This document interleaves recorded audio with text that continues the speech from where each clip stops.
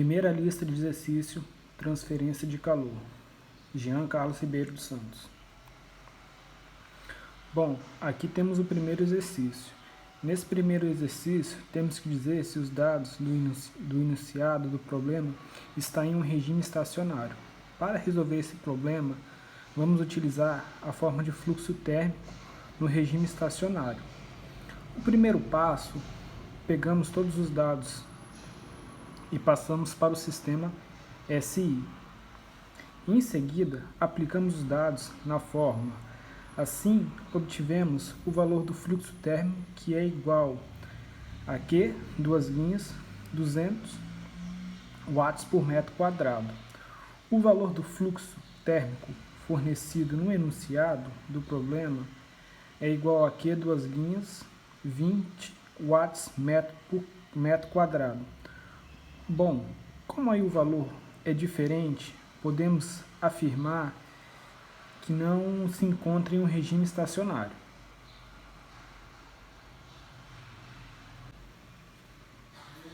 Exercício 2. Qual a espessura requerida para uma parede de alvenaria com produtividade térmica igual a 0,75 watts? Se a taxa de calor deve ser de 80% da taxa através de uma parede estrutural composta com uma condutividade térmica de 0,25 watts e uma espessura de 100 milímetros. A diferença das temperaturas superficiais impostas nas duas paredes é a mesma. Ou seja, nesse exercício, pede-se para calcular a espessura da parede. O primeiro passo é: vamos anotar todos os dados e passar para o sistema SI e em seguida vamos utilizar a fórmula para calcular o fluxo térmico, pois ela correlaciona os dados com a espessura que aplicamos a ela. Antes de aplicar os valores na superfície, fizemos algumas considerações. ΔT é o mesmo nos dois casos do cálculo, e com a taxa de calor deve ser de 80%. Vamos ter que o nosso Q1 é igual a 0,8 vezes Q2, por causa dessa taxa de 80%. Então, aplicamos na fórmula e encontramos o L1, que é a espessura da parede. Calculando os dados jogando na fórmula, L1 é igual a 375 milímetros ou 0,75 metros. Terceiro exercício. Uma parede tem a temperatura superficiais interna e externa igual a 16 e 6 graus Celsius, respectivamente. As temperaturas do ar interno e externo são de 20 e 5 graus Celsius, respectivamente. O coeficiente de transferência de calor por convecção na superfície interna e externa são de 5 e 20 watts, respectivamente. Calcule os fluxos térmicos do ar interno na parede da parede para o ar exterior e da parede para o interior. Esta parede sob condições de regime estacionário. Ok, vamos lá. Nesse exercício, pede-se para calcular os dois fluxos térmicos e citar sobre suas condições de regime estacionário. Anotamos os dados do fluxo interno e externos para facilitar na hora do desenvolvimento da fórmula e depois convertemos tudo para o sistema SI. Em seguida, fizemos a comparação entre o fluxo interno e o fluxo externo da parede para poder utilizar a equação da transferência de calor por convecção. Primeiro, calculamos a parede interna, que é igual a 20 watts metro quadrado, e depois calculamos a parede externa, que é Q2' igual a 20 watts por metro quadrado também. O externo e o interno dão o mesmo valor. Comparando os dois resultados, percebendo que o fluxo que entra é o mesmo que sai da parede interna. É o mesmo que sai da parede interna e o que sai da parede externa.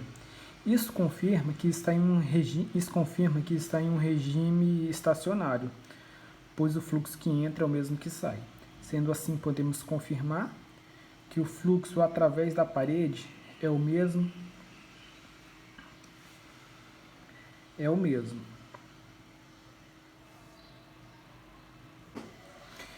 Exercício 4.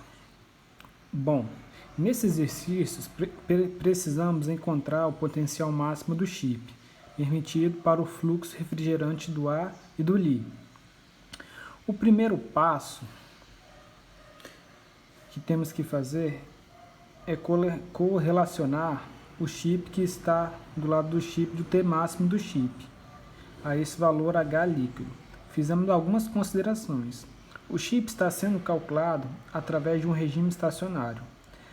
A transferência de calor dos lados e no fundo do chip é desprezível. O chip está em uma temperatura uniforme, ou seja, isolada termicamente, e a transferência de calor para o ar também é desprezível. Como a energia é transferida por convecção no fluido refrigerante, temos que P é igual a Q. Como o chip é quadrado, definimos sua área por A é igual a B ao quadrado. Na sequência, colocamos os dados na fórmula e chegamos ao T máximo. Substituindo os valores na fórmula, encontramos duas potências, no ar e no Li. Potência máxima no ar é igual a 0,35 watts. E no fluido, encontramos o valor de P máximo, 5,25 watts.